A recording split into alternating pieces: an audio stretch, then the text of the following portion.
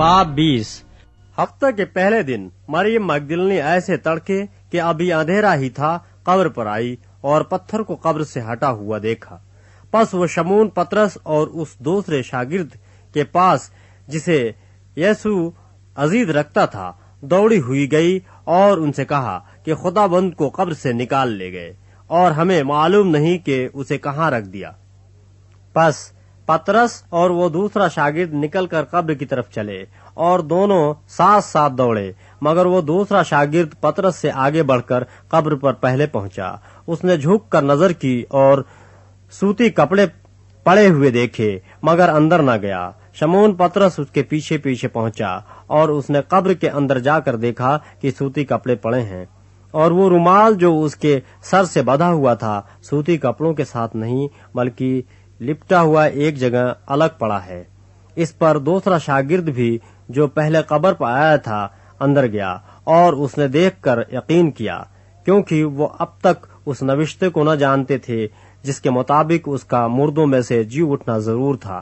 बस ये शागिर्द अपने घर को वापस गए, लेकिन मरियम बाहर कब्र के पास खड़ी रोती रही और जब रोते रोते कब्र की तरफ झुककर अंदर नजर की तो दो फरिश्तों को सफेद पोशाक पहने हुए एक को सराहने और दूसरे को पैताने बैठे देखा जहाँ यीशु की लाश पड़ी थी।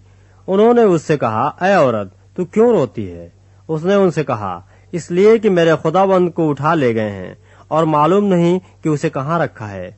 ये कहकर वो पीछे फिरी और यीशु को खड़े देखा और न पहचाना कि यीशु है। यीशु ने उससे कहा, ऐ औरत, तू क्यों रोती है? किसको ढूंढती है?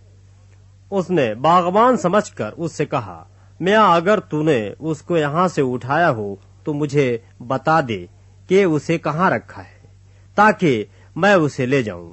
यीशु ने उससे कहा, मरियम।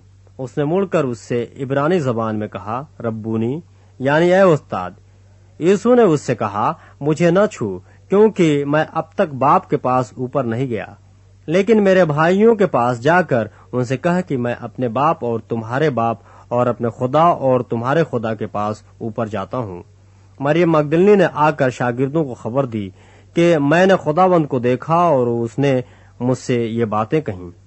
फिर उसी दिन जो हफ्ते का पहला दिन था, शाम के वक्त, जब वहाँ के दरवाजे जहाँ शागिर्द थे यहूदियों के डर से बंद थे, यीशु आकर बीच में खड़ा हुआ और उनसे कहा, तुम्हारी सलामती हो। और ये कहकर उसने अपने हाथों और पसली को उन्हें दिखाया। बस शागिर्द खुदावंद को देखकर खुश हुए।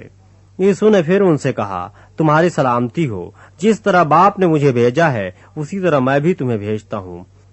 और यह कहकर उन पर फूंका और उनसे कहा, रूहुल कुद्स लो।